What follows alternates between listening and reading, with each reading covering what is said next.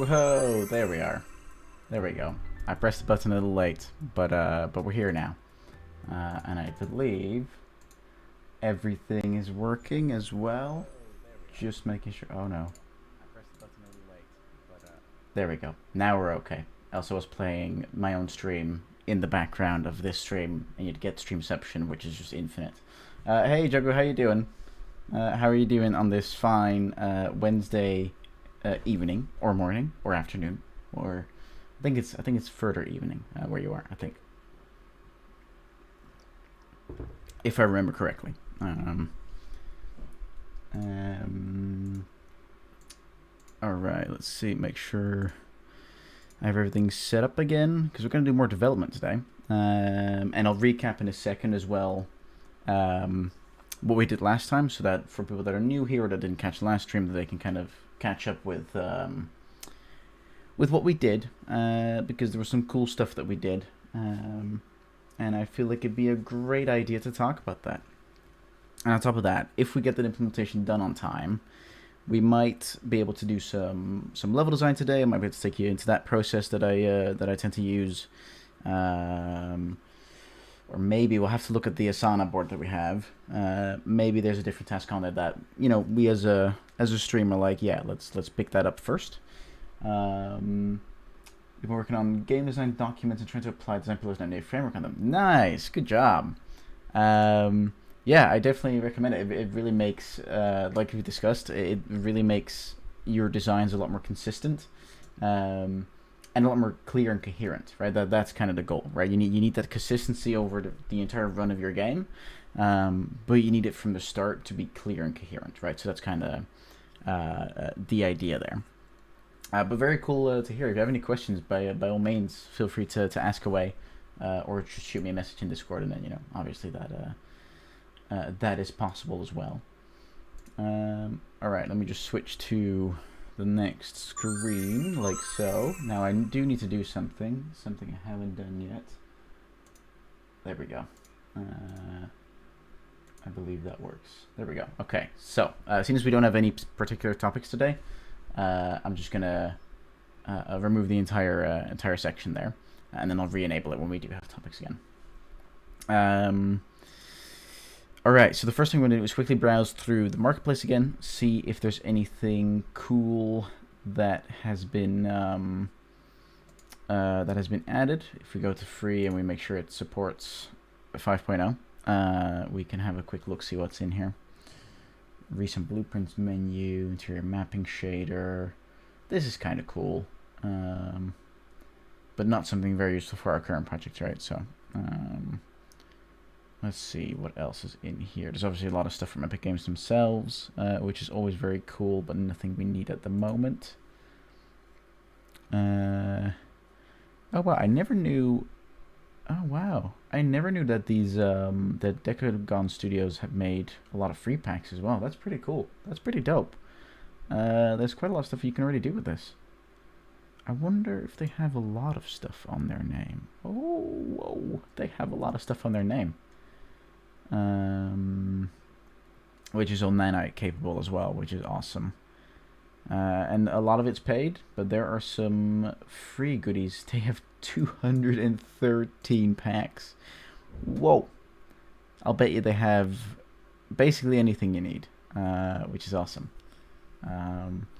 If you're not very good at art and you want a consistent art style throughout your game, getting packs from the same developer tends to be the best way to go in that case, if you want to spend a bit of money. Or, you know, they have some free packs as well, if you want to do that, right? So that is always awesome.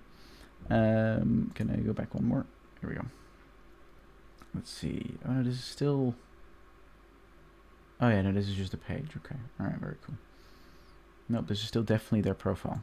Can we go back even further? There we go. Jesus. Alright, let's skip straight to page 3. Alright, let's have a look. What else is in here? Not too much new stuff in the free section, because this is where we left off last time. So let's quickly have a look-see and just UE5 in general. Let's see what new stuff has been added there. Mixed Dances set, that's pretty cool. Chill Hop Beats. Oh, this is dope. It's definitely quite a bit of money, but this looks cool from the initial screenshots. Yeah, this will still require a lot of setup and still like quite a bit of an eye for setting up environments this way. But having the right assets, consistent assets, is half the battle, really. Especially because, you know, the way you got to think of it, right? Because we had this this discussion about it last time. Sometimes a lot of these packs seem really expensive, but in reality they're not, because there's a difference between things being expensive and things costing a lot of money, right? Expensive means that it costs more than you're willing to spend on it, right? If something just costs a lot of money, it just means that it's something that, you know, you just haven't saved up enough for yet, right? And so especially for something like this, where you're getting, let's take a look-see, well, where it looks like you are getting an absolute ton of stuff. Right, for all of these things, right, for all of these 1, 2, 3, 4, 5, 6, 7, 8, 9, 10, 11, 12, 13, 14, 15, 16, 17, 18, 19, 20. For these 20, actually, I won't include the last one, but these 19 points that we have here, there's 19 bullet points. The pack costs 114 euros. Right, if we divide that by 19, that means you're paying 6 euros per feature of this pack. That means if we look at base pay rate of, let's say, a junior artist, which lies somewhere around 11 or 12 euros an hour, you're looking at creating every single feature in under half an hour.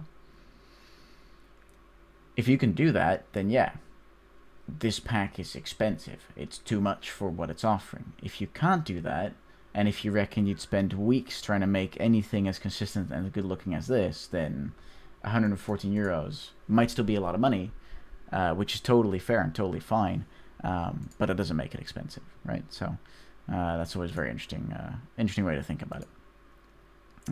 Yeah, they have a lot of variety going on here, which is very cool.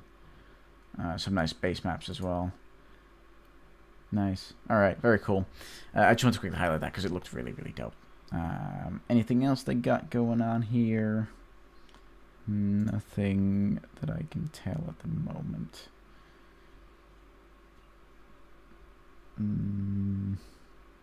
Oh, this looks cool.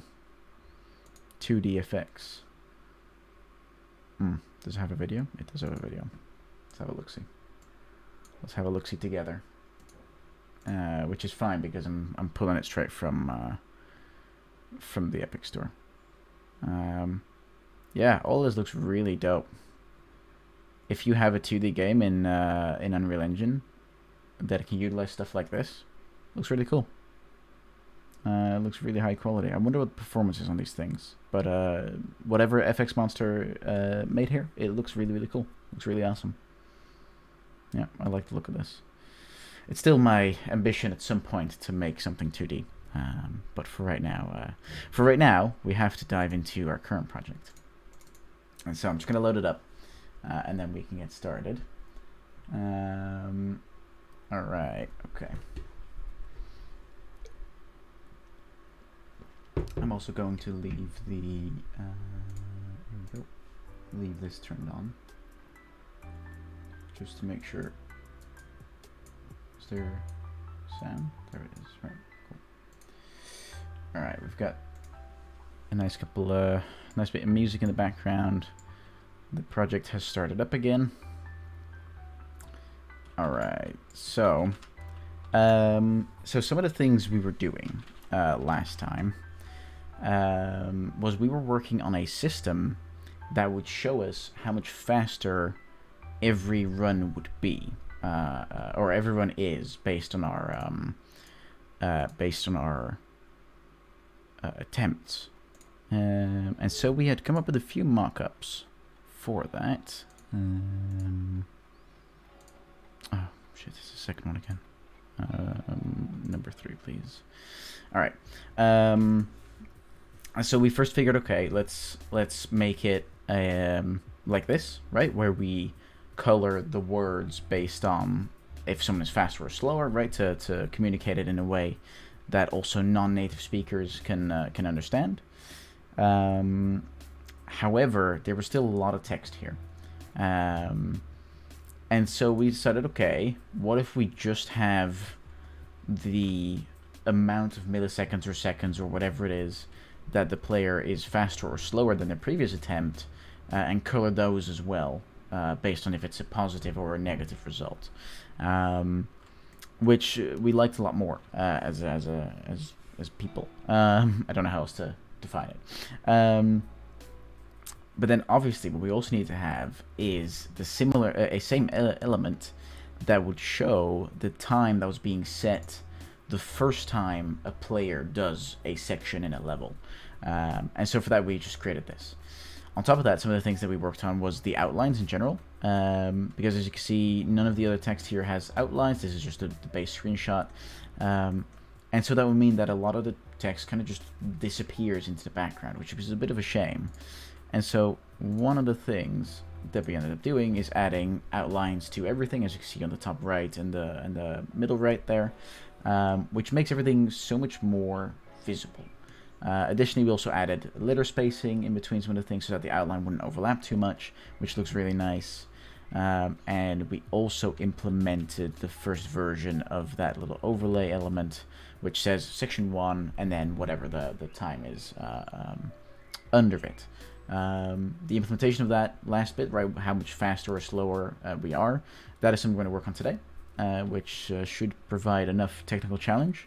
And then additionally, what we've also done is make sure that it updates the number based on the section you're in, right?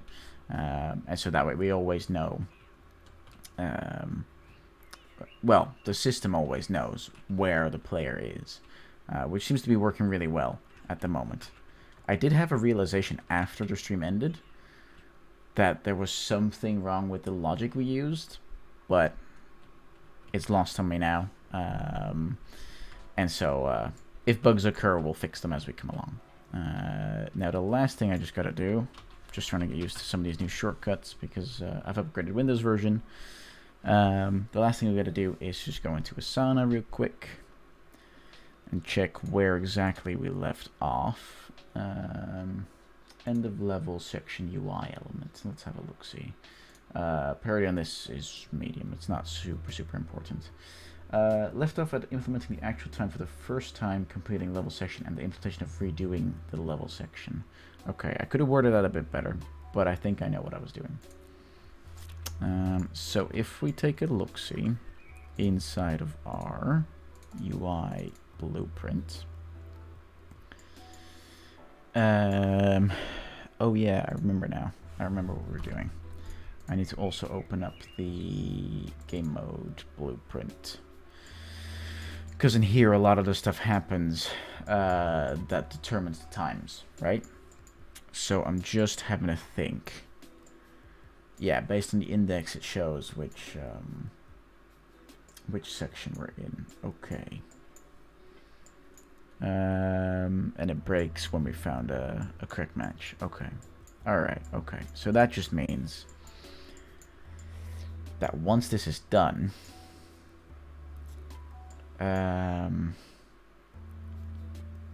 we need to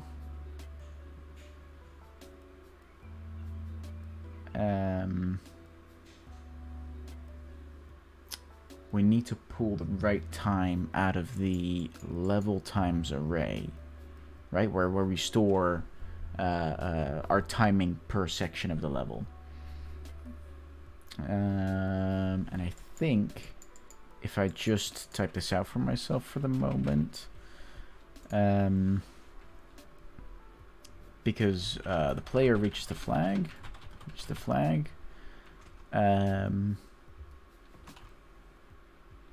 the UI element shows, right?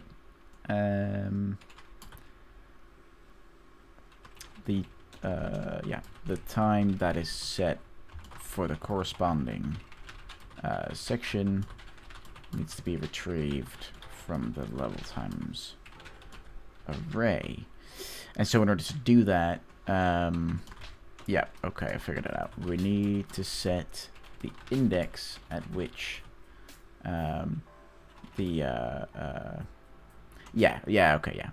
we need to pass the index of the array through to the UI blueprint so that we can retrieve the right value. Right, so whatever, whichever index this stops at, right, whichever one rings true, that's the one we need to pass on into our ref UI master UI, right? So in here, we need to go into graph. We need to go down here. We need to add a variable called level section time index. Thing that's relatively descriptive. We give it an integer value. Then we make sure that inside of the game mode, we pull out set level section time index, right? Because we want to make sure we set that value when we reach the flag. Yes. Actually, I say that.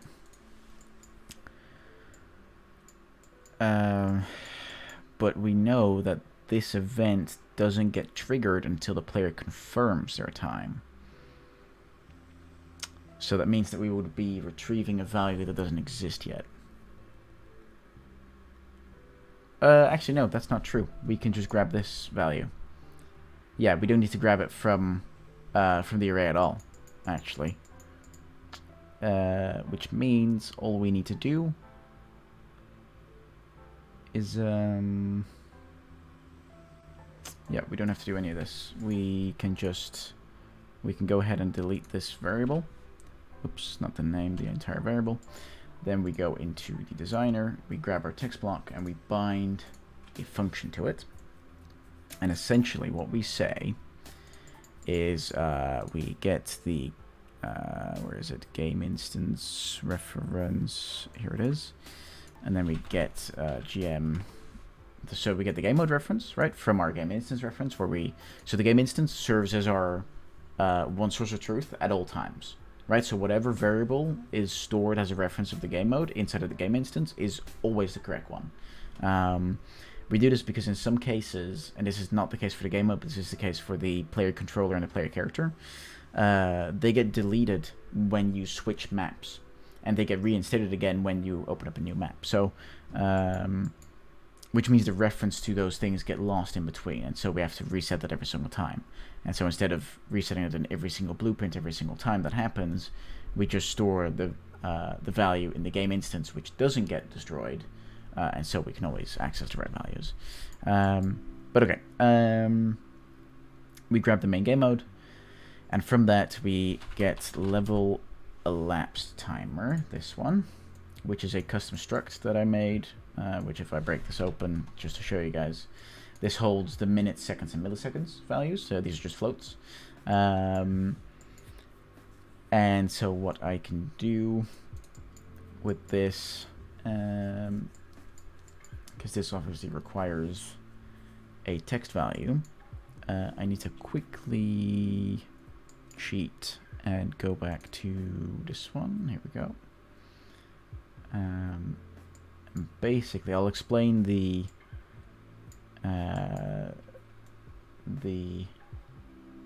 logic in a moment, but I can basically copy this over, save myself some time, and just pop it in here like that. Okay, so what happens here? But this is not entirely correct yet, and I'll explain why in a second. What happens here is we grab the time, the time it took us to get from point A to the flag, which automatically gets stored already as minutes, seconds, and milliseconds. We make sure that those values are floored, right? Which, as it says here, minus 1.6 becomes -2, and etc., which means that any comma values are ignored, or decimal point values if you're American. And basically what we do at that point, let me just double check. Yeah, so if the minutes value is under 10, right? So if the amount of minutes it took us to do so is under 10, this will ring true. And so what it does when it rings true, it adds a 0 in front of whatever value comes from minutes. That way, we always make sure that whatever value the minutes has is always 2 digits. Except when you go above 99 minutes, because then it becomes 100, which becomes 3 digits, but equally, the logic stays the same. And so based on the value that comes out, it'll string those all together, it'll turn it into a text value, and it'll pop it into our UI elements. Now, I said at the start of my explanation that this is still wrong, and I'll show you why. Because what is going to happen now is if I play my speediest possible time, what happens now is, well, it does 2 things. One, it doesn't color it based on it being the first time we tried, or based on if we're retrying or not. That's number 1. And number 2, it currently also shows the minutes, even though we didn't take a minute. And so it becomes redundant information in a way. What we want to do is make sure that instead of what we see here, which I can show you if I just open up Lightshot for the moment, and I screenshot this again. What we want to do is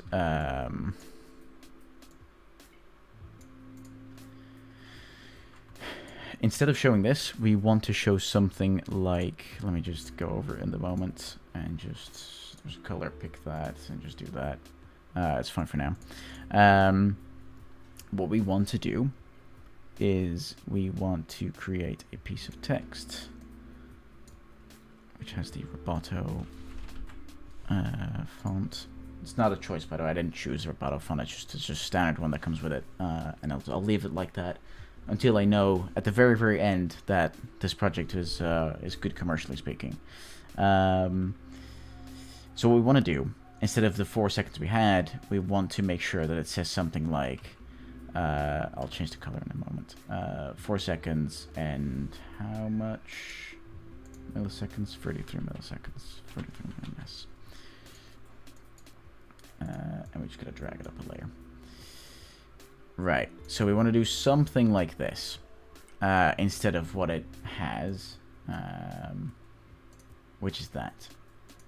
Mainly because this is much more information. This is much clearer information. You can read this a lot easier. And you could even say, all right, let's make it 4.33. I have to figure out the exact way I want to showcase it, but something like this. Something like this. This way you're making the information that comes through a lot simpler, which makes it easier to read, which makes players able to make better decisions quicker. And it basically allows you to always have players make informed decisions, which is what you want, right? So this is what we got to achieve now. How are we going to do that? I have no idea. I have some idea, but it's not actively in my mind yet. Because at the moment it does all of this. What we need to do, though, get the time from the game mode. Get the elapsed time from the Gamemode Blueprint and turn it into a properly formatted time string. What needs to happen after this, as soon as we have this information,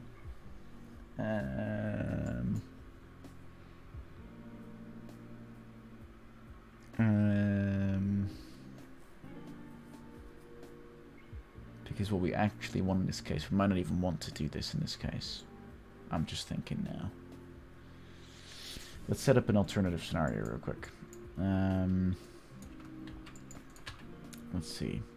I still have to floor all of them to make sure we don't get decimal values, because they are floats, and so naturally they do sometimes create variance by themselves. Sometimes it does happen.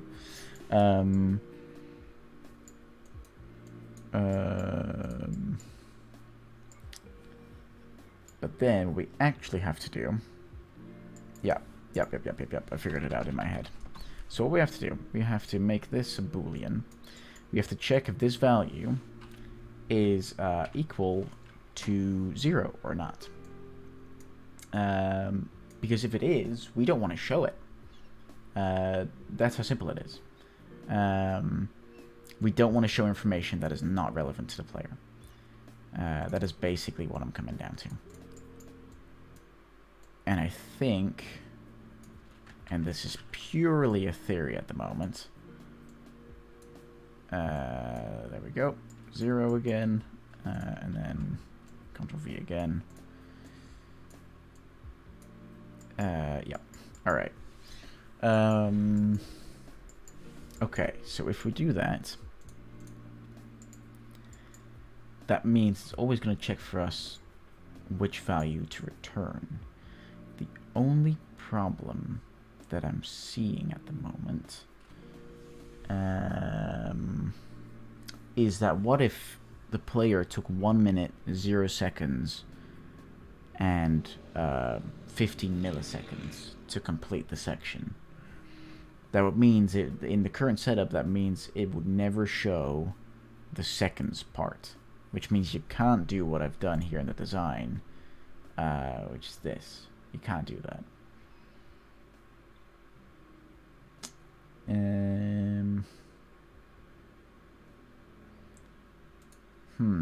How do we solve that? I know how to technically solve it. I'm just trying to see what UX-wise, how we can solve that.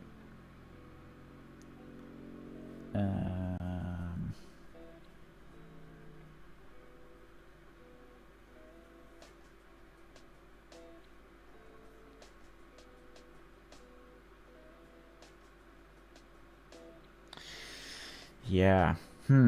Unless we don't want to do what I've mentioned here, and we want to keep it as such.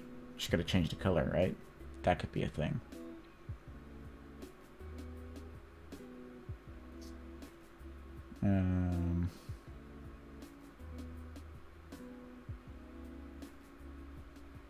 That could be a thing.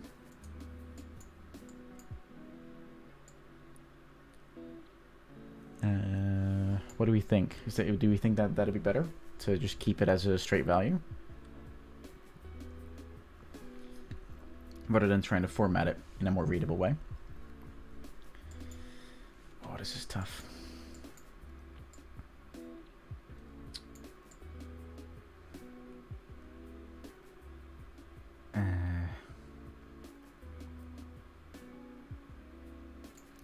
What if I just Google time formats?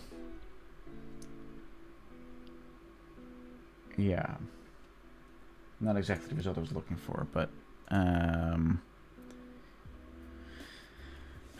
there's another row, it says. Oh yeah, okay. Yeah, it is a bit of a pain. It can definitely be done, but it'd be a lot of like if statements and such, which is not really a problem. It's just a bit annoying, isn't it?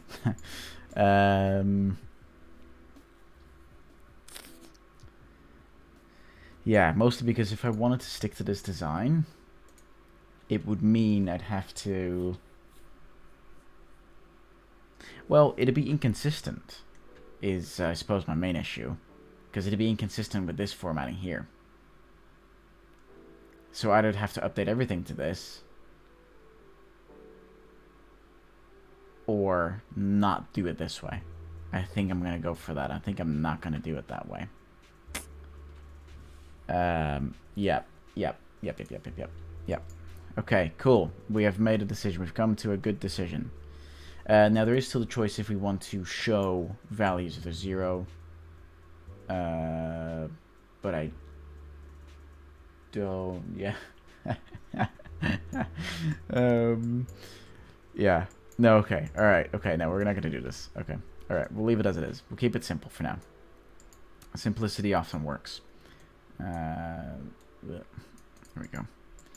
Okay. Right. We'll keep this as it is. Then we're just gonna make a quick change in design.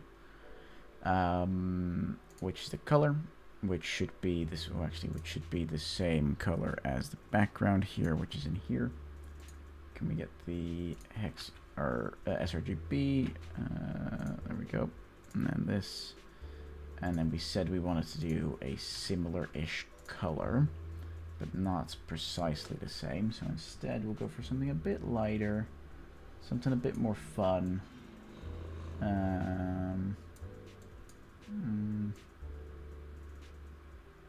If that even works at all, I have no idea if that works. I am by no means an artist. Color theory is something that has always gone beyond me at the moment.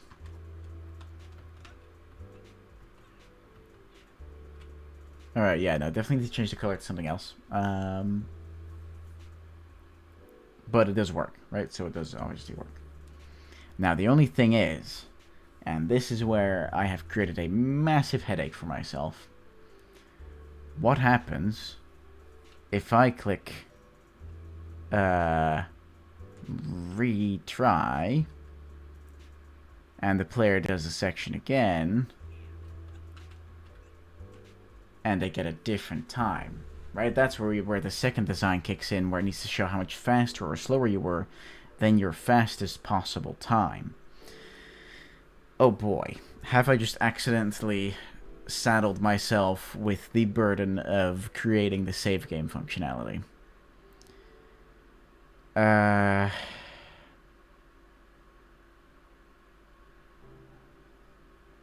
might have done. Amazing. For now, though, consider it a first version, because saving and loading is something I have done before, once or twice. But it's something that is not relevant yet right now. Seeing as this is one of the last builds in our prototype phase, we want to just triple checkle confirm that this game is fun for people. And if it really is, that's when we can decide to really put a lot of time and effort into save and load game functionality, good environment art, you know, nice formatting, all that kind of stuff. So for now, we're gonna approach it a little differently. So for now, we're gonna say, oh man, this is a ball ache.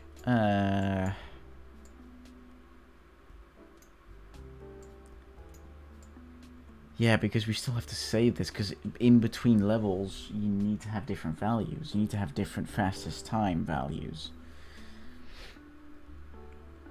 So we need to make a database, essentially. Yeah, we need a database. Okay, doesn't have to be the worst thing in the world, I think. No. All we'd have to do, level functionality. Huh. I already have a data table. Oh, I could do something cool here. Actually, no, I can't. Not on this one. But I know what I'm going to do. So what I want to do is I want to create a data table, which is in our miscellaneous section, data table. And I want to do it based on struct timer. That's my structure I want to base this data table on. And I want to call it fastest times, right?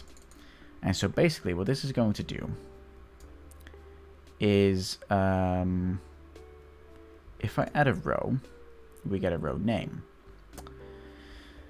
which means I need to give this a proper value that we can always call back on it, no matter which level we're in. Now this is where something like systems design comes in. Or, well, systems technical design comes in.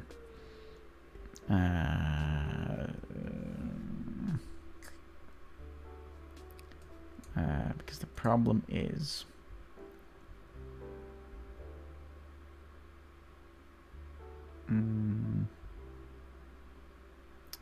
Because let's say a player starts playing at level 3 for whatever reason, instead of level 1. Then I can't rely on them always starting at level 1. Because if I change that order, then I need to change the entire order in the data table, and that's not fun. So how do I go about doing this? Because essentially what I want to do is I want to call this level 1, well, actually, level 1, section 1, right? That's essentially how I want to do that. And then I want to create level 2, section, oh no, wait, level 1, section 2, level 1, section 3, level 1, section 4, right? And then I want to do that for every single level and essentially store the fastest times in here, so that I can always get them back. And I can do that.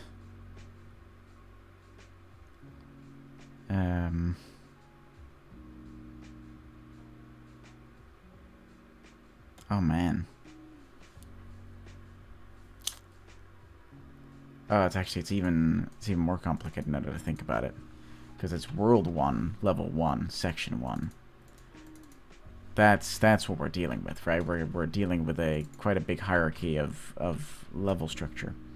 Oh boy.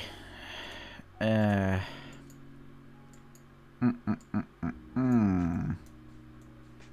me just comment this real quick.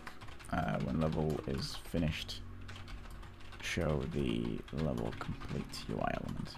I happen to know what this functionality is. Okay. Okay. How am I going to go ahead and do this? I could put it in the... I could put it... Yeah. It's either in level flow or game flow. I suppose it's in level flow, which is what I'm already in. Okay. Okay, so I need to determine which level the player is in. I need to give that a number somehow.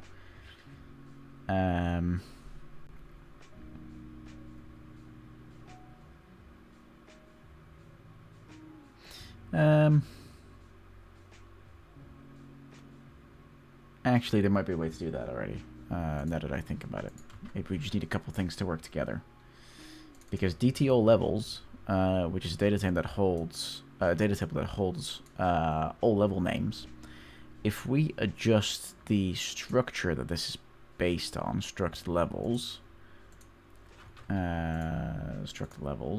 if we adjust this structure to also include a new variable called, yep, I'll check this out, also called numerical level ID, and we give this an integer,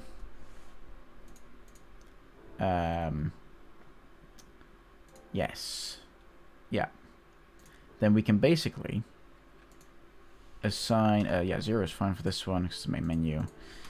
We can assign a numerical value to each of these, right? Which is just going to keep going up with however many levels there are. Then we equally know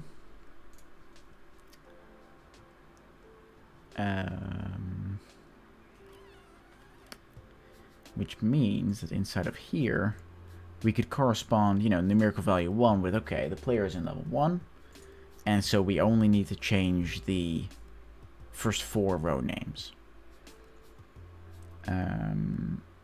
But what I might want to do,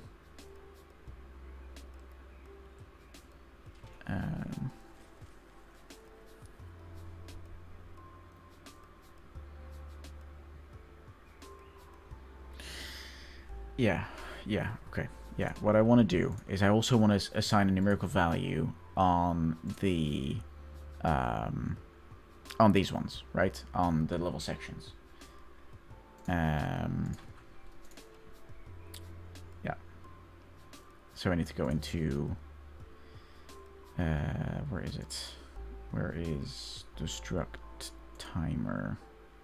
There it is. So let's duplicate this. We'll call it struct fastest time. We will move this into level functionality because that's where it belongs. And then in here, we will add a variable called numerical level section ID. And we want to make sure that this goes towards the top and that it's an integer. There we go. We save that. We go back into fastest time. Also, let's make sure we save our DTL levels. And then we're going to go into data. Oh, hold on. Can I change which struct it's based on? Nope. From here? Is that a possibility?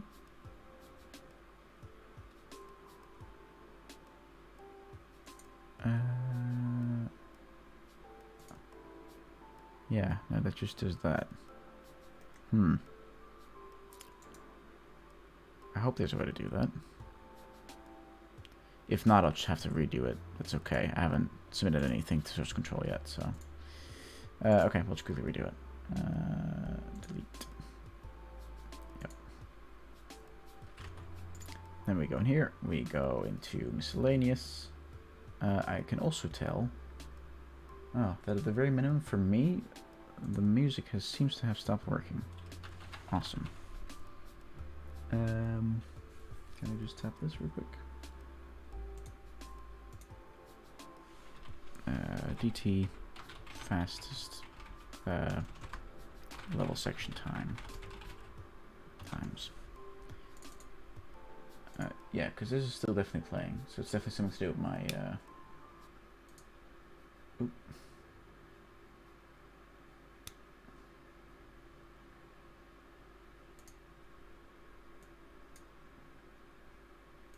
with my headphones.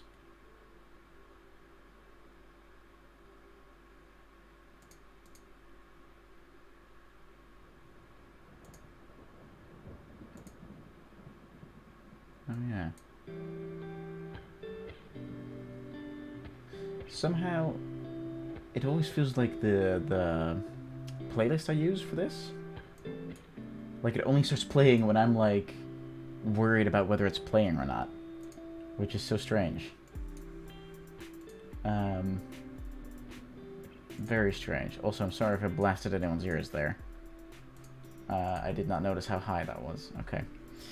All right. Okay. Now we have actual information that we can use here. We're slowly getting there. Okay. So now what we do, which is what we can do now. L1 S1.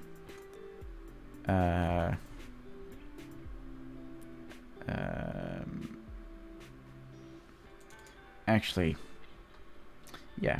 Let's still, for the sake of clarity for our own administration, make sure that all of this will still follow the same format.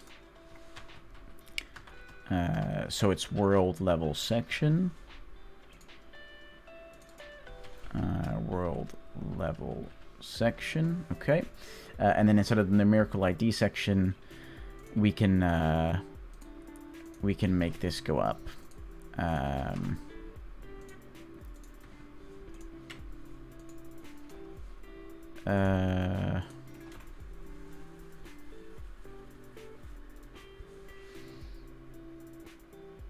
Which means we actually need to add an extra integer, now that I think about it.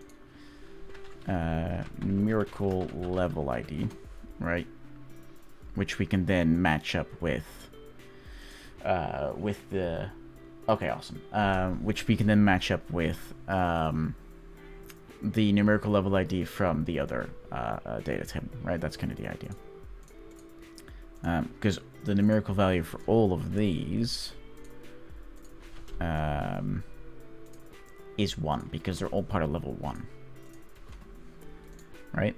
So maybe in the very far future, when we're working on multiple worlds, we might have to add an extra value here for the world that they're in. But I don't suspect that to happen just yet anyway. I would need to see some serious results in terms of... well, I'd have to test the game enough to the point where I know that it could become a commercial success, because that is at the end of the day what I'm developing for. And so that's when you would really go, okay, we have one world now, all of the systems are set up, or most of the systems are set up. Let's work on all the other worlds.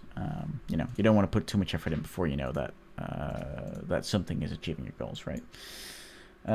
Okay, so we have all of that. Very cool. Now, that means we are essentially creating a save and load system here, but okay. It's just not going between startups, but which is okay. Okay, so that means that now what we need to do when let's pull up the notepad again. When a time is confirmed, when a level section time is confirmed,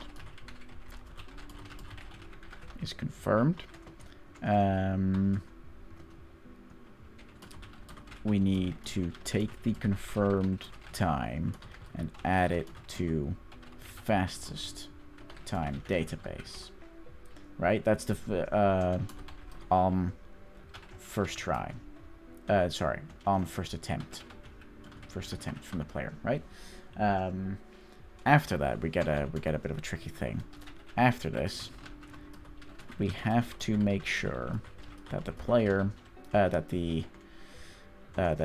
if the player attempts the same section again, that we check whether the new time is faster or slower than their fastest time. Okay.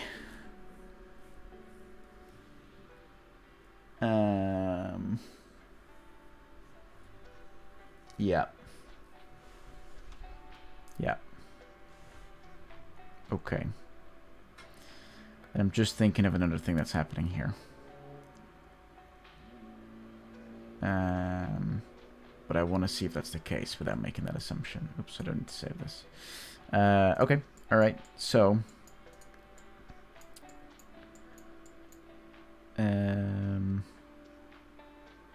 Yep. So when a time is confirmed. Oh, we need to do a few things here, actually. We need to do quite a lot of things here. Okay, let's make it a new starting point. And so we make it a custom event called set fastest times. No, fastest time check. Fastest time check.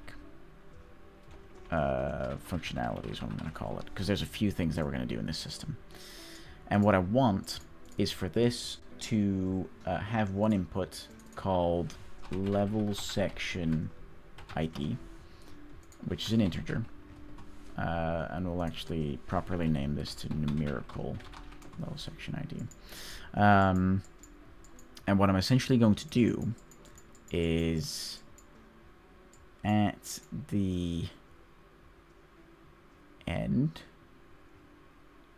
yep, whenever it is confirmed, so at the end of this whole sequence, I want to call the function I just created, which is fastest time functionality, right? I'm going to call it separately because, and this is a bit stupid of me, but it'll be functional. I know it will be. I'm going to hard code some values here, which is 1, 2, 3, and 4. So this way, the system, this functionality here, instantly always has the right level section ID, right? We never have to worry about that. Oh, whoopsie. What's happened? Oh, hold on.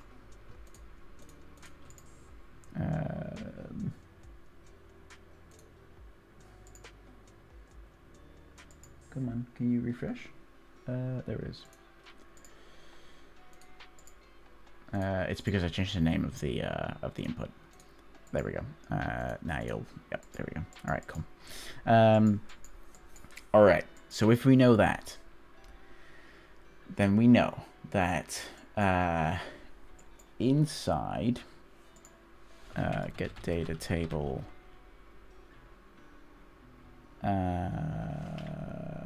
ooh, this introduces a interesting problem.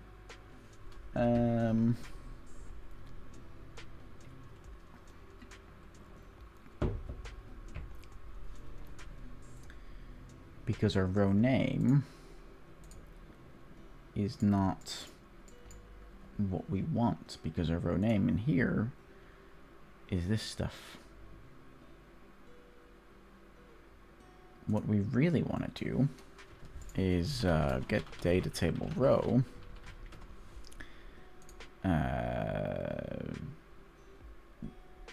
this one, right? And then we want to say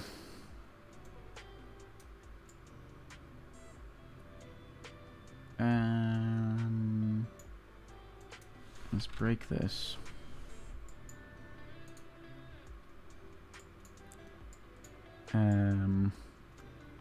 Actually, no, hold on, I'm a step too far. Let's put this a bit back. We first need to check which level we're in. I'm just going to create a couple of empty comments. Check which level we're in.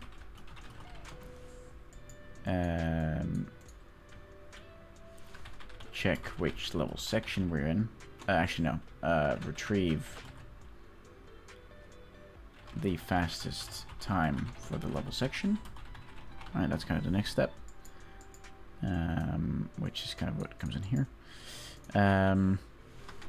Check if the time is slower or faster.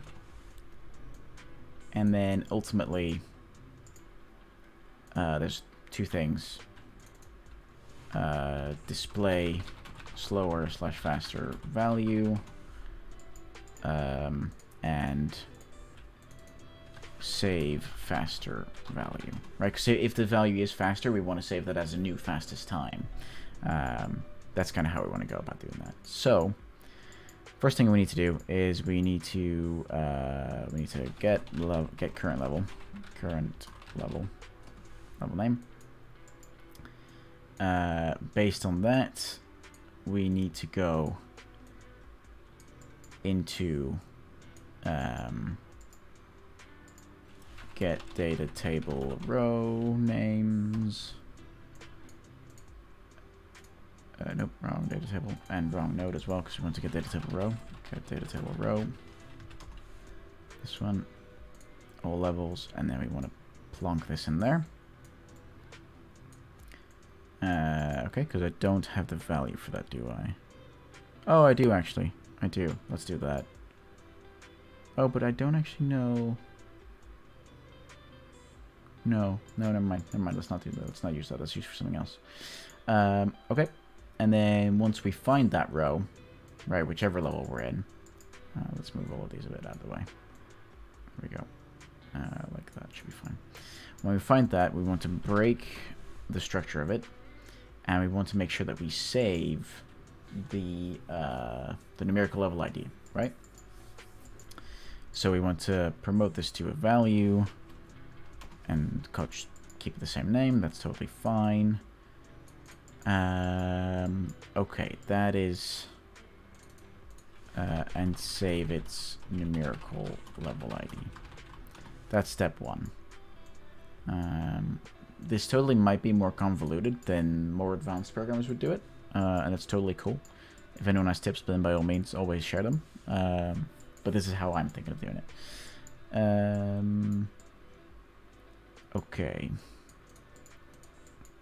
So that gives us a numerical level ID, which means that we need to do a couple of checks.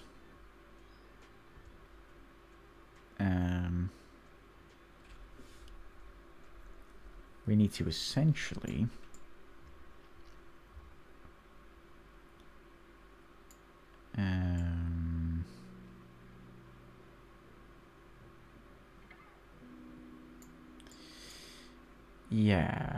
yeah, what we want to do now is we want to add a for each loop.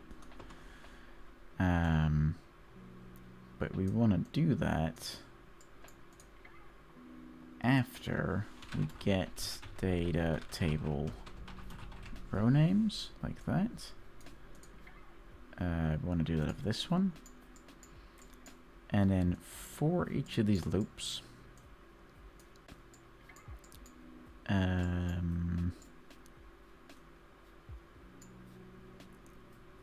we want to add this unique to a new array.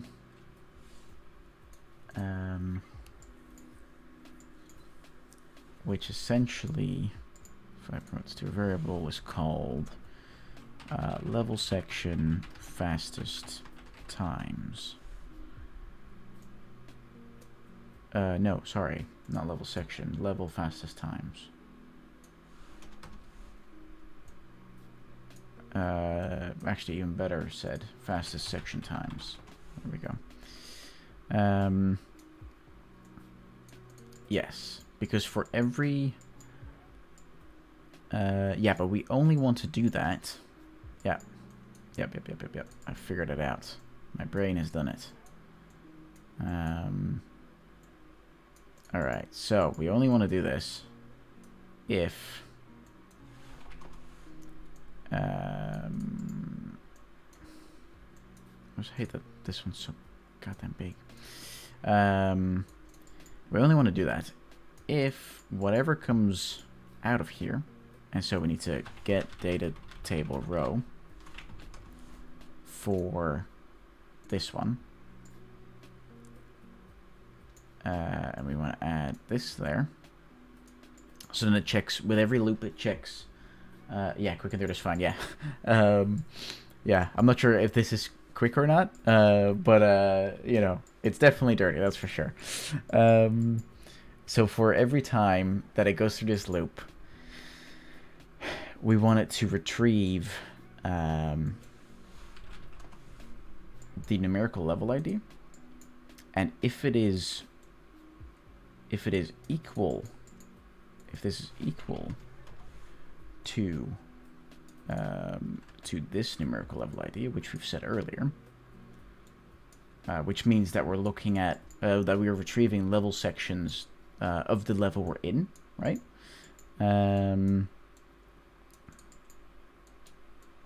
That is when we want to add it to this new array. Yeah. And I might actually seek on this to make it a bit more readable, I reckon. Because right, else it's going to become a super long visual string of blueprint mess. And I'd rather just keep it out and do it like this. Oops, nope. Didn't mean to do that. Let's get you guys down here.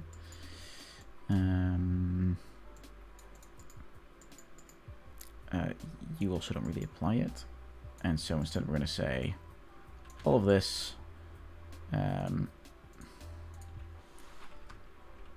retrieve all level section entries, level section data table entries of the current level. Right, that's kind of the idea. Okay, because then what we're going to do, we're going to do another for each loop. This time going through this array, right? And then we want to say, do we need to add a break here? I think so, right? We have to add a break here. For each loop with break. Here we go. Because we want to make sure that when we find the corresponding level section, that it stops looping, and that instead we go through the completed route. Speaking of which, I could have also attached this to the completed route, but it's fine. Actually, no, it's not fine, because else this might trigger faster than this is done, so that's actually not fine at all. Okay, all right. Okay, so we want to break that because we want to get data table row of this one. Then we want to get reference is fine. There we go. And then it needs to check if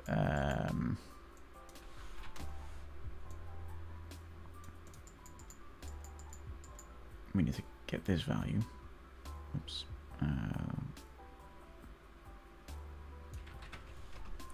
Nice rerouter. Let's make sure we pull this down a bit so that it doesn't get all spaghetti. All spaghetto. Also, I again can't hear the music, but, you know, whatever. It's fine. It's fine. This track always does that for me.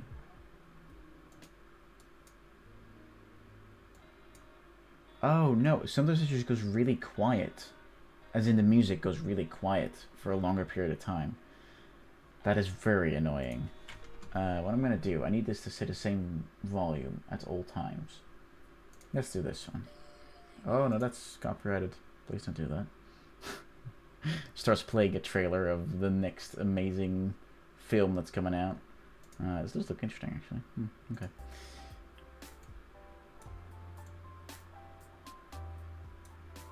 Alright. I have a feeling this is the exact same list, but it's fine. Whatever. Okay. So, we need to check if the... break this structure. If the numerical level section ID is equal to this one, to this number, to the current level section we're in, right? Because if that's true, then we have arrived at the right,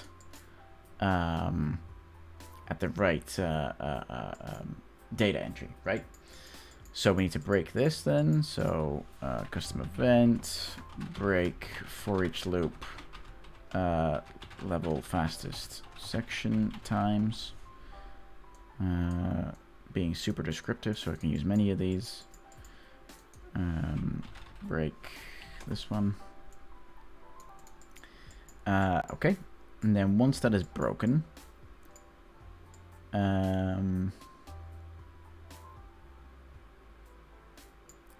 we can essentially,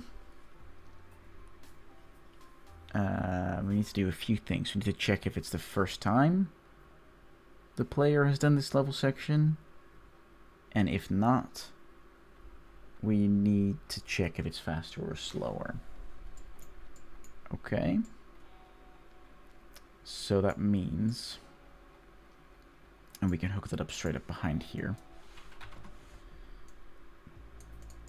Because we need to essentially have all three of these being equal to 0. That is when we know that this is the first time that the player has done this this stuff. Equals to 0, and this one also equals to 0. Okay. And if all of that is true, then we know that it's the first time. If it's not true, then we know... yeah, because it's going to return false if one of these is not equal to 0, so that should be okay. All right. So if it's true...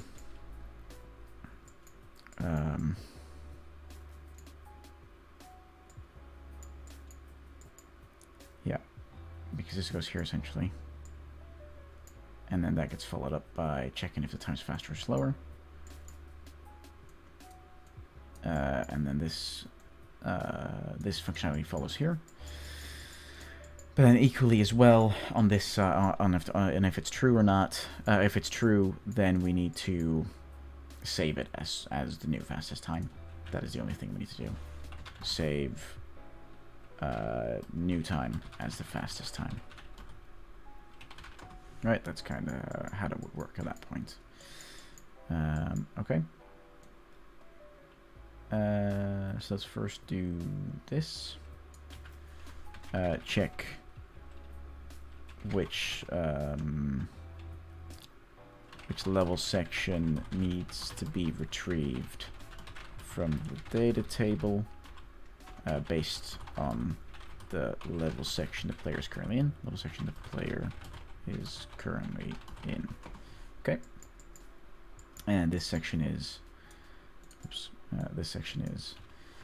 if a match is found, check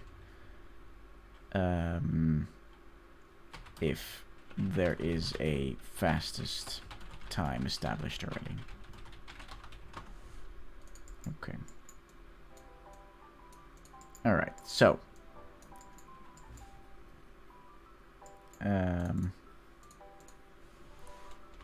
check if, yeah, I need to describe this correctly. Check if no fastest time has been established.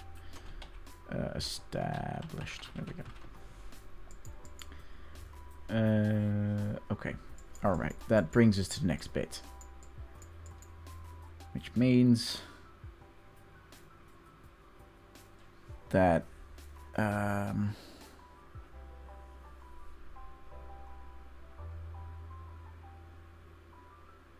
this is actually also something we should save in the meantime, to avoid us dragging the lines out from here constantly, which is kind of already happening, but you know.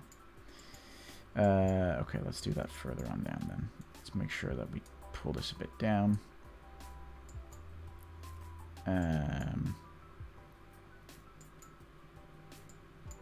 Yeah, and then we can do this as well.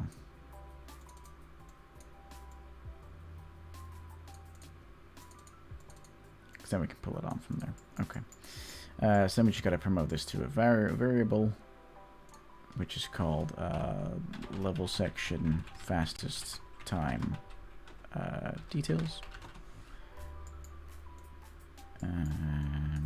which we set in between here. But we don't do it like that. We break this up. Actually, we got to make the structure.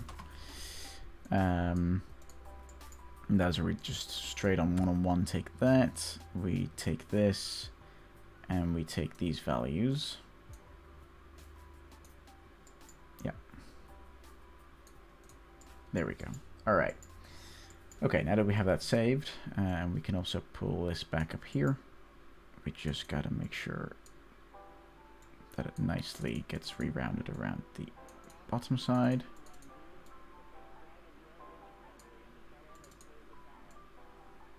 Like so.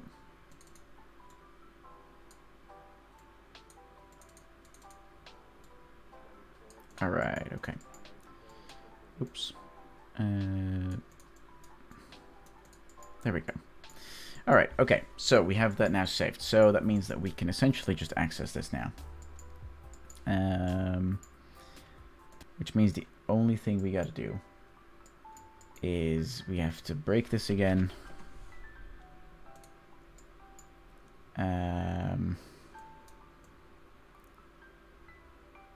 Actually, I'm saying that right? No. No. We have to... Oops. We have to set this and make it... Oh, well, yeah, then actually we have to do both. I forgot about that. Because the only values we're replacing is the actual minutes and stuff. We're not replacing the other ones. And so what we would be doing...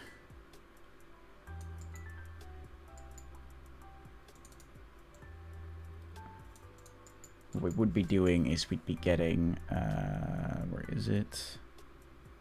Where's the value? Level timer elapsed. We'd break that down, and we'd plug in minutes, seconds, milliseconds. Yeah. That is what I'm currently thinking. Because this would then mean...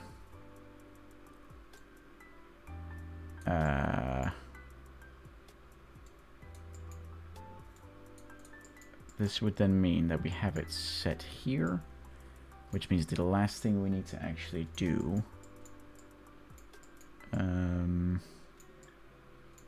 is get that same row again from here.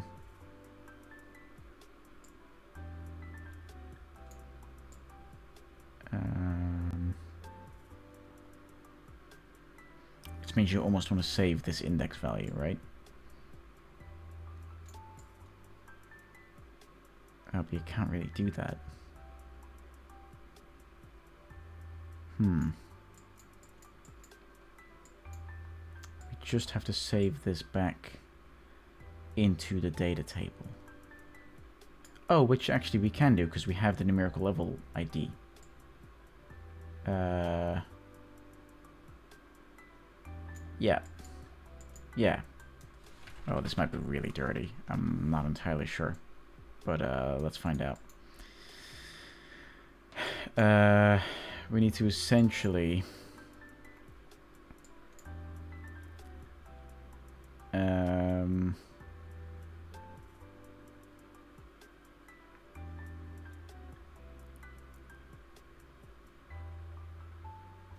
Nope, we have to do a for each loop with break.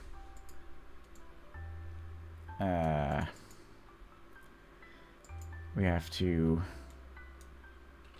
get data table,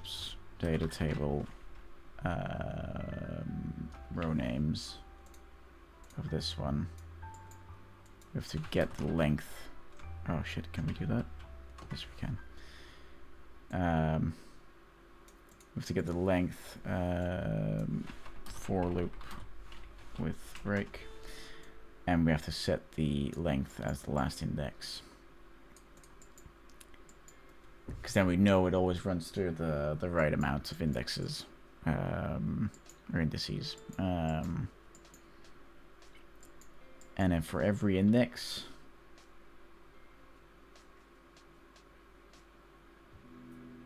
this is... I think I'm just redoing what I've already done up here. It's essentially the same thing I'm doing. Yeah, I need to be able to save something up here, which allows me to recall it later on down the line.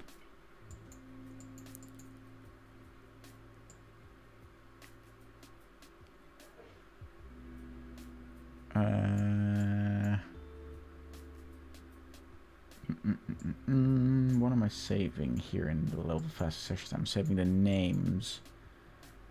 Aha! I'm saving the names of the level sections.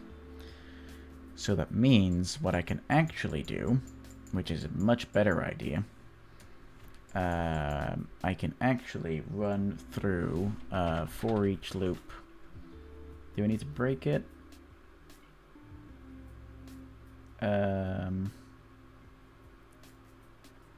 No, I don't think I do, necessarily.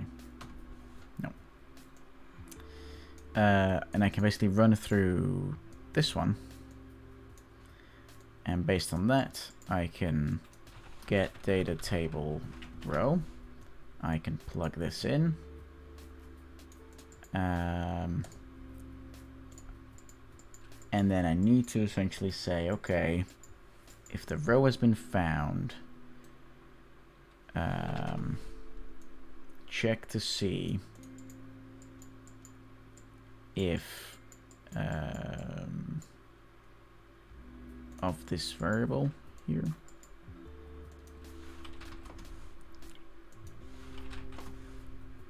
Yeah. Yeah. Check to see that these two are the same. That this one, that the numerical level ID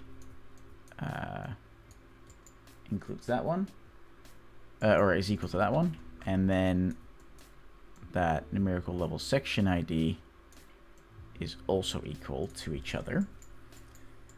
Because if that is true, then that means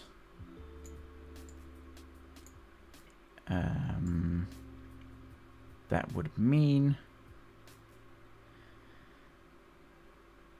that we would want to set this inside of the data table.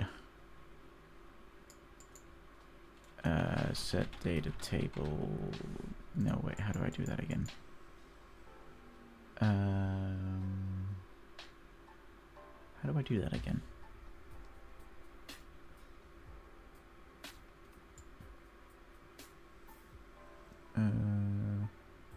I know there's a way to do it. I know you can set the variables inside of a data table. But how did I do that again? Also, music is constantly dropping out for me. Amazing. Okay, Windows 11, everybody. It's great stuff.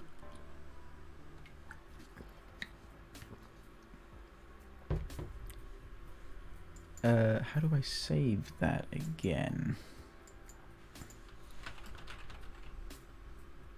No.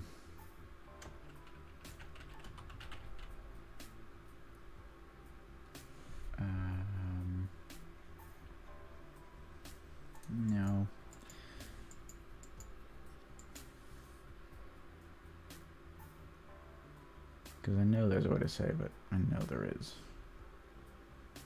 Let's Google it real quick.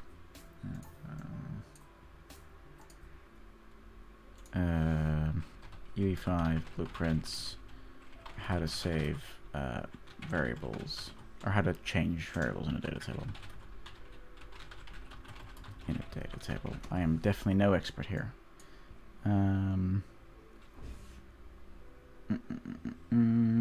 I know how to access them. I know all of that. I just need to be able to set it again. I'm just going to go over UE4 because most of it will translate. UE4 data table change data table value. Here we go.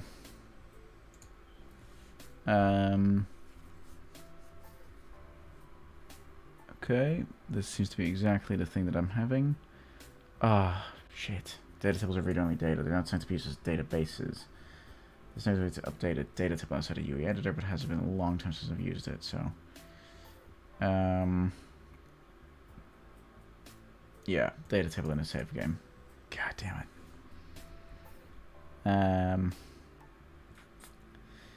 But maybe... maybe one of the new features can save us. Because I saw... oh, never mind. No, it's just a collection of other data tables. Okay. Okay. So that messes with our plans a bit. Yeah, which means we essentially need a save game. So we essentially come back to a save game all over again. Ah, god damn it. Isn't that just fun? Ah, man. Save game.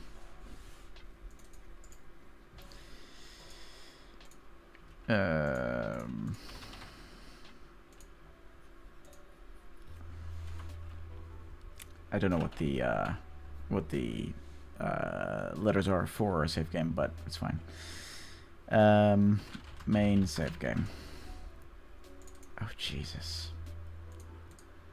Because essentially what you want to do in here then is create a variable called level section fastest times, right? Just like the data table we have. But then instead of using a data table, you basically want to use the struct that we've created earlier. And then here, you want to make this an array. Oopsie, I can do it here. You want to make this an array. And basically, you want to create rows this way, right? This is basically an improvised data table, but one that you can change. The pain of having to refactor your code before it even works. Okay. The only issue is you can't name these indexes. Or it's not that I'm aware of. No. And so when we have more worlds, we're gonna have to add the world value here, right? But for now, this is okay. I suppose it makes our lives a little easier because we don't have to do the whole data table thing that we were just doing. Which makes the code a little simpler. it just means that inside of my game instance, I need to create a permanent variable towards it. Ref main save game. In case we want to have backup save games, we can store it separately. SG save game. There we go. Yep, check it out. We're gonna have such a big commit after this, which might break so many things, but hey man, I'm a flawed person. Okay, so knowing all of this crap, we can refactor our code. Woo! Which means, well, we can keep some of this stuff the same. We just, at that point, need to get our save game reference, which, by the way, I need to set as a standard. Oh, whoopsie. Wait, hold on. Oh, yeah, no, yeah. I need to just do this inside of here. Event graph. There is no begin play, though, is there? No, there is not. So we'd have to...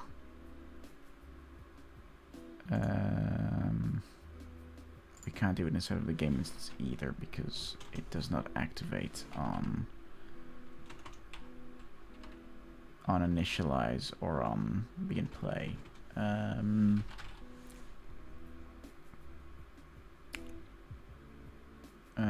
Is there...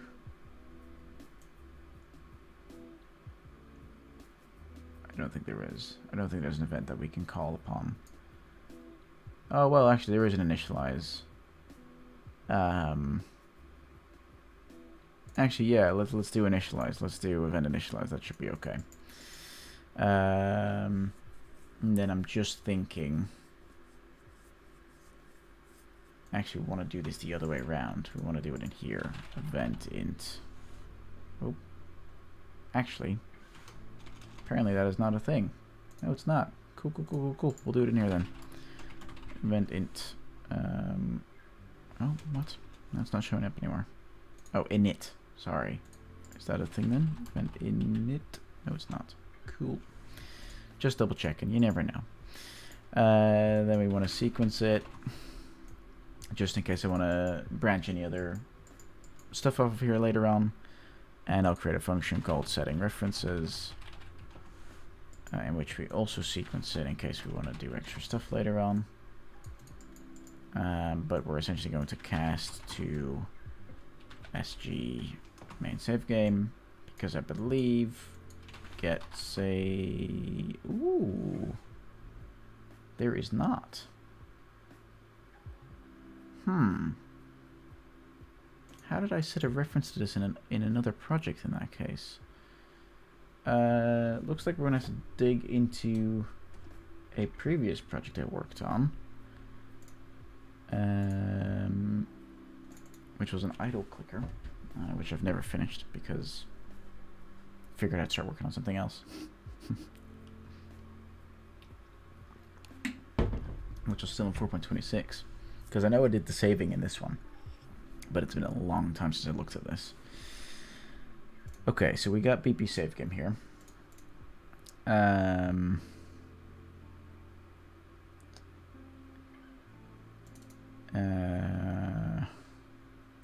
In which I have all the different variables and such. Yep. But where was I saving all of that stuff? Oh yeah, I had add functionality and everything. I forgot about all this. Where was I saving and loading things? Can't imagine I did it in the player controller. Oh, I did do it in the player controller. Very cool. Okay, set save game data. Oh. But how am I referencing this? Reference save game. Let's find... Can I find references to this? Yes, I can. Aha. Aha, set references. Ah, you have to create it. Oh, okay. You have to create the save game object on initialize first. Okay. Okay, cool. I'm just going to leave this open in case we need it in a second. But essentially, we'll have to create save game object. Here we go. And then we select this one, and then we can... we don't even have to cast to it at that point. We can just promote it to a variable. Ref save... Oh, I've already done that. Whoopsie. We just drag this in. Cool. There we go. Alright, so now we have a reference to our main save game. Okay, cool.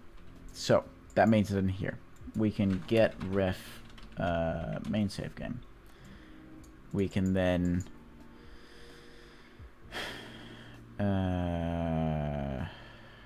technically speaking saving data, which means I technically speaking should be saving a game to slot.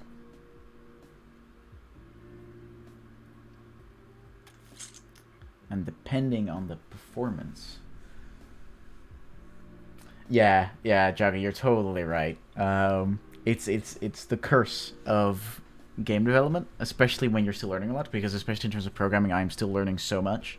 That it's always like, oh, but if I start a new project, I'll be able to take everything I've learned and, you know, move it into the new one. Which is true. And as long as you don't spend too much time on each project, then, you know, that's a good thing. It's bad when you spend 3 years on a project and then decide to do that. But I think on the Idle Viking project that I just showed, I think I spent 2 or 3 months on it. So I'm pretty okay with then, you know, throwing that in a trash can and using their experience from it and building something new, right? So,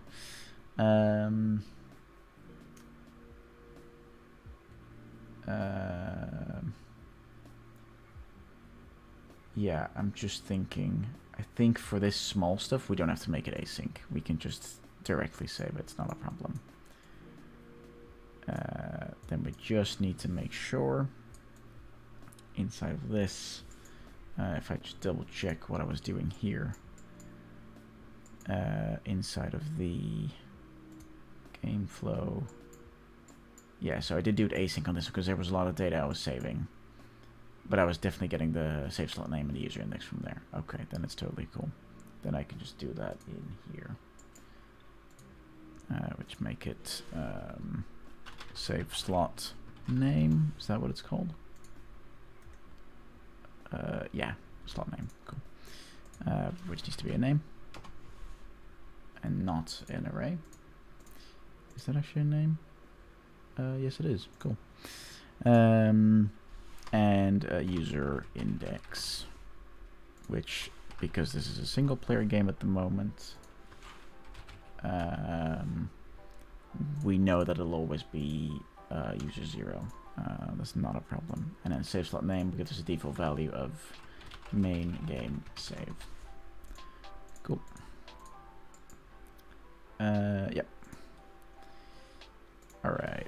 Main game save. Actually, sorry. We can just get save slot name. Like so. Huh. Oh, because this is saved as a string for some reason. Okay, hold on. Let's change the variable type into a string. Still works. Basically almost the same thing. It just doesn't support rich text. Save slot name. Let's move all of this a little further away so we have a bit more space. And then also get user index, right? There we go. All right. Okay.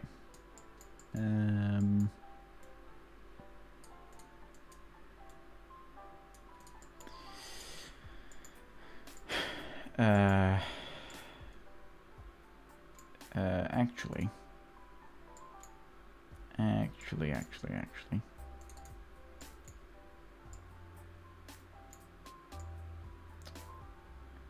Now that I am thinking of this and looking through this all again, yeah. Okay. This can only happen, the actual saving part can only happen all the way at the end, when I've figured out all of the values that need to change, right? So it's not wrong what we're doing, we're just doing it a little too soon. And I'm just, for the sake of clarity, because else I'm going to absolutely lose my mind in terms of what stuff does. For the sake of clarity, let's pull this all the way off to the side. And let's still make sure that we grab the game instance, get save game rev. Let's get the level section fastest times. And then let's make sure, let's make sure we for each loop with a break, which we go in here. And then we have to check if whatever comes out here, if this is equal. This is essentially the same thing that we did here earlier, right? Basically this stuff.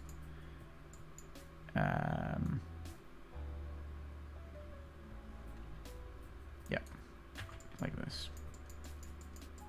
So we're skipping a lot of steps here, which is good, which is a good thing because it makes things a lot more clear, which is nice, and things a lot more compact as well.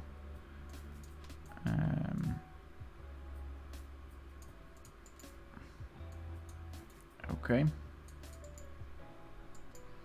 Also, I think you guys can still hear the music, but I can't, so, you know, that's okay. Okay. There we go. All right. Let's have a look-see.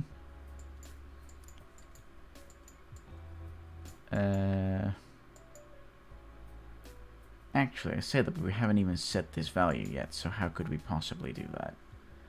We cannot.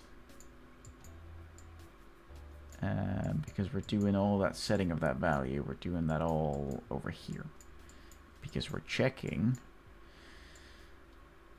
Yes, I'm doing this a little too soon.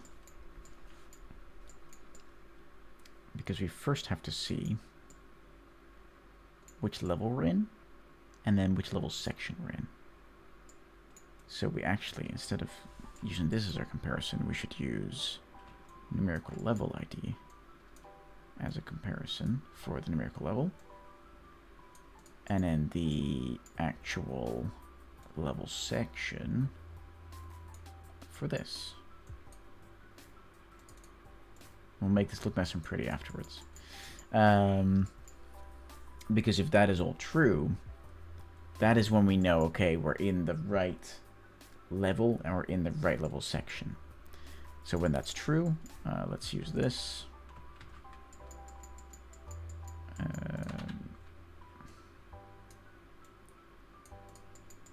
Yep.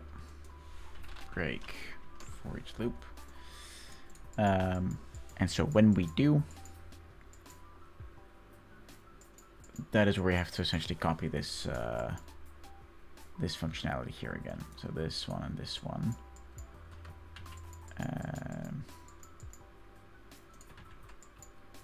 Like so. This time we don't need to do any magical things. We can just pull this across. It's close enough next to each other that people will understand where the lines are going. So this will look perfectly fine this way. Okay. Now that we've saved that, we need to essentially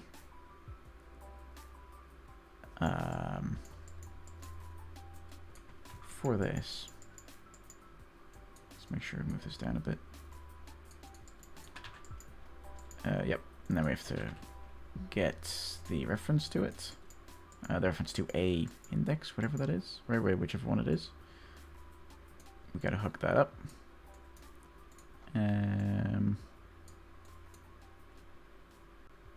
Create a nice little top hat and move this like this. Oh, but it needs to do all of this magic on completion, not after that. So let's reroute. Oh man, it's looking like spaghetti. We're turning it into spaghetti. Excellent.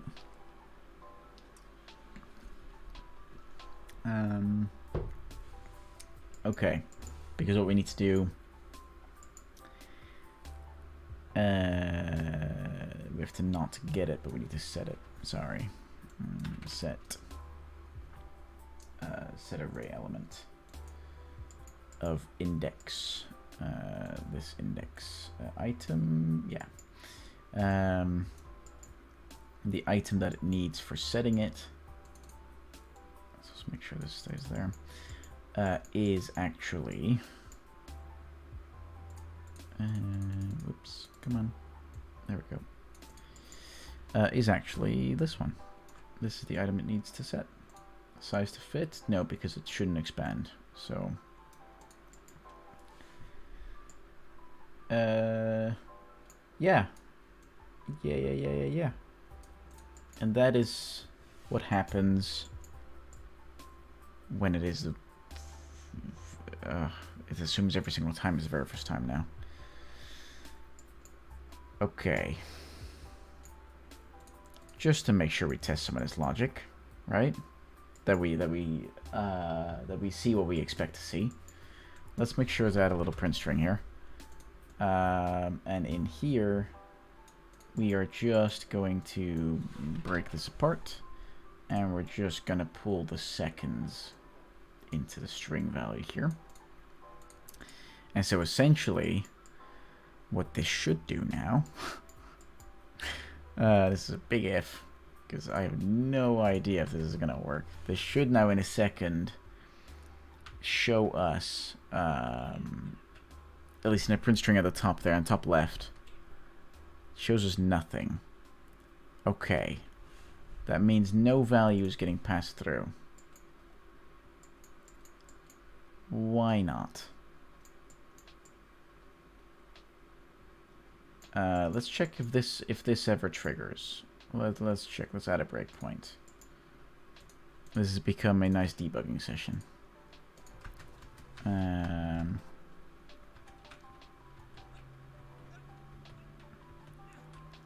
It is never triggered. Oh, because I'm stupid. That's why. Of course it's never triggered because we don't actually confirm the time yet. That'd be why.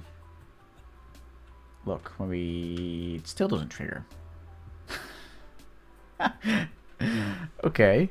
But we are getting errors. Okay. Alright, we're getting somewhere. It's trying to read the main save game reference, but it cannot do that because it's empty.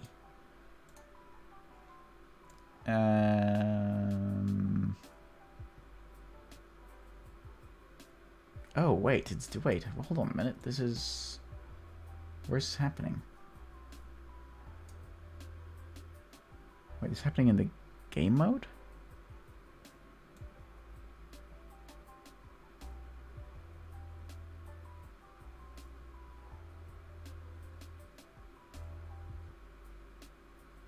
Wait, what is it showing us?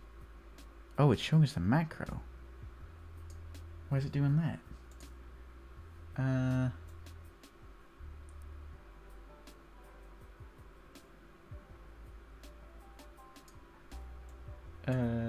Hold on.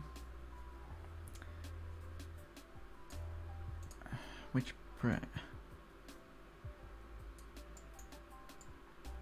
So this is the standard macro in which that makes the for each loop with break work. I never knew you could see this inside of Unreal, right? And I mean, it's pretty interesting to see. But I'm wondering why that isn't working. Well, it's okay. So essentially, it accesses nothing in the ref main save game. Okay, so we know that that value is not being saved properly. Does inside of the game instance no, it doesn't because I'm stupid. Here we go. I forgot to fire the function. Now, if we go back into the game and play it again, this should work now.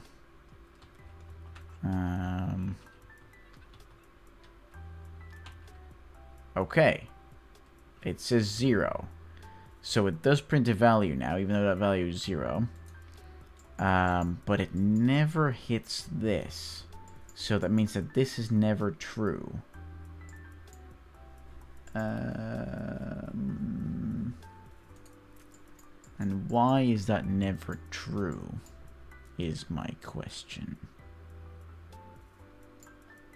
Because the numerical level ID should be the same as this numerical level ID, which gets set here. Let's see what those two things are. Yeah, let's do that just right away. Because we could also first just print string check the outcome of the Boolean check here. We could do that. But if that returns false, then we still have to do this part, so we might as well just check the values right away. Let's give them two different colors so we can see them. So with green there for that numerical level ID, and then we also will also print string in red. Oops. Okay. This one. Okay. Let's see what happens. Let's I have to start from the start because otherwise I won't go over the timer start blueprint. And that was just gonna break the whole system. Okay, so that one's true.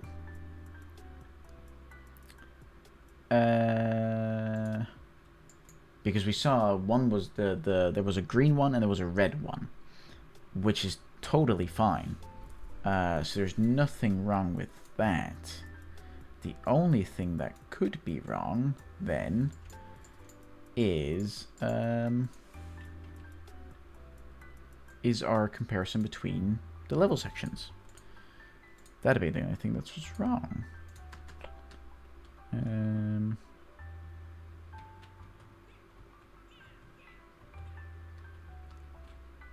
Yep, because 0 gets passed through.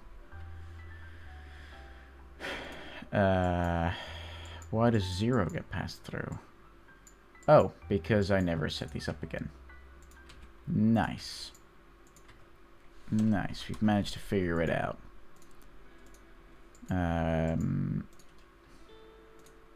Let's see.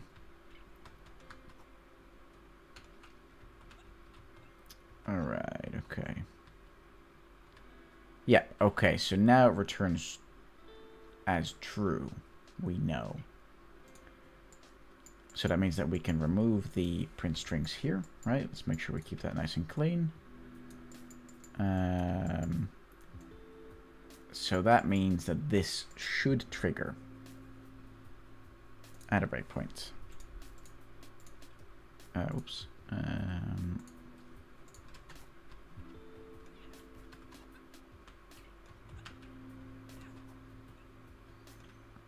Yeah, okay, so that does trigger. Cool. Alright. So that means that it finds a value.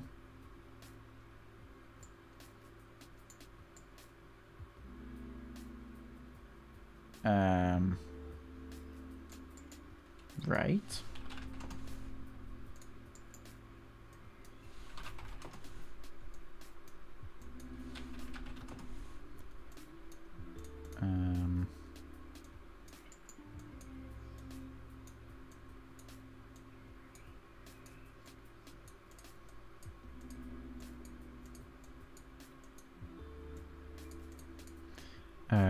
Yeah. Unless, of course, it doesn't, but then I don't know why. Then I have no idea why.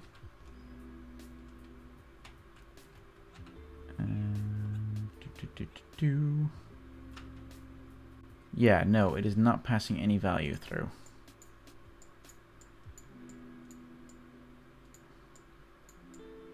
Oh. Oh, of course it's not. No, that is intended functionality. Yep, because it essentially takes Yeah. Yeah, it essentially takes...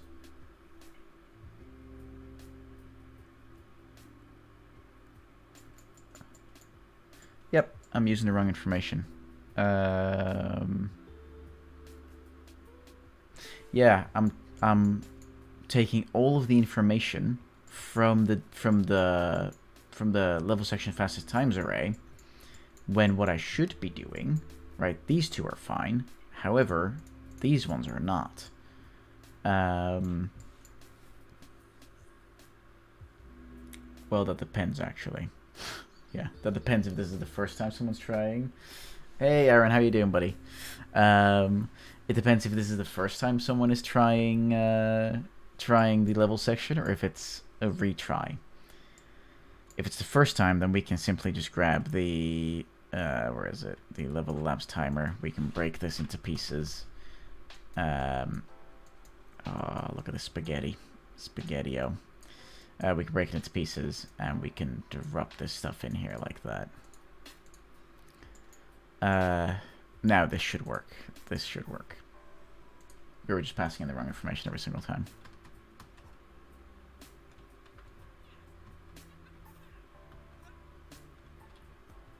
Yep. Yep. Yep. Okay. Because now we got the value of 4. Now I'm just going to check what happens if I do that again. Yeah, okay, nice. Okay, so now we're getting the times that we actually need. Which is much better. Yep, that is much, much better. Yep, okay, alright, awesome. Okay. So that means that this is now working. Very good. The only problem is, and that is something that I just need to quickly write down in here. Added functionality for checking, well, for adding a time to the level fastest section times array. Need to add a check to see if this is the first time the player is attempting this level section, or if it is a subsequent time, subsequent attempt. The first, I should call this all attempt, because attempt is much, much more reliable as a word. This is for nothing. This is just me making games, and together with people, we're all learning together, and yeah, it's basically just a fun way to learn from each other. Yeah, so yeah, if it's a subsequent attempt or not. Okay, cool. We have that added now, so I can keep track of my own thoughts. So essentially, I almost don't dare to say it, but this can all be scrapped. All of the stuff we've done here. Excellent. Okay. All right. Let's break it down with a sledgehammer. I can reuse some of the comment boxes though. That's a save, I guess. That is a nice thing. But it also means that afterwards we're gonna have to remove some of these. Like for example, this one. Some of these variables, they don't serve a function anymore, so we can delete those. Oops. Nope. Don't replace it. That'd be bad. Yes, this one does still have it, and I think this one also has some references. Yes, it does. Okay, cool. All right. So we don't need this one anymore. We don't need this one anymore. This one will become relevant soon. Save new time as fastest time. This is the one we need. Because we can essentially... Oh, no. Let's move you guys out here. There we go. Alright, there we go. Yeah, we can... bollocks. let's just do it like that. There we go. Very excellent. Yeah, now it's basically assuming every single time that that you haven't set anything else up yet. So they haven't set a different time yet. So next time what we'll do is we'll set up the functionality for checking whether you have set a time before or not. And if you haven't, it executes this code here, right, that we've made today. And if you have, it needs to check if it's faster or slower, save a new time if it's faster, and if it's slower, it needs to pass a different value to the UI to showcase that inside the little UI block. Yeah, that is all stuff for next time though, because obviously a 2-hour coding session like this, is it 2 hours yet? Oh, it's almost 2 hours. Is obviously very tiring. So I am definitely a bit tired now, and I know it'll make more mistakes that way. Either way though, if I move to can I? No, that's my dog in the screen. Wait, what are you doing there? There we go. Off that goes. Alright, so if I go back to this, there we go. We have successfully completed another coding session. I hope you enjoyed this stream. I know I did. I really loved the previous one we did as well. I thought it was really cool, and it's a really nice way for me to learn more stuff. And also for you guys to just see how I develop games. Next time we should be able to finish up this functionality and then move on to some cool level design processes, which should give you guys a bit more insight into how I do that, how I try to balance those things right from the get-go, and how I tend to test those things. And slowly but surely we'll be able to get to a place where I can put this on, for example, itch. You guys can download it, you guys can play it, rip it to shreds, and then we'll all be happier. Yeah, this is great stuff. Yeah, Aaron, I'm glad you've enjoyed the 5 minutes. That's really cool. Alright, well, I hope you'll have a wonderful morning, afternoon, evening, and I'll see everyone in the next stream. Alright, thanks for watching, everyone. Bye-bye now.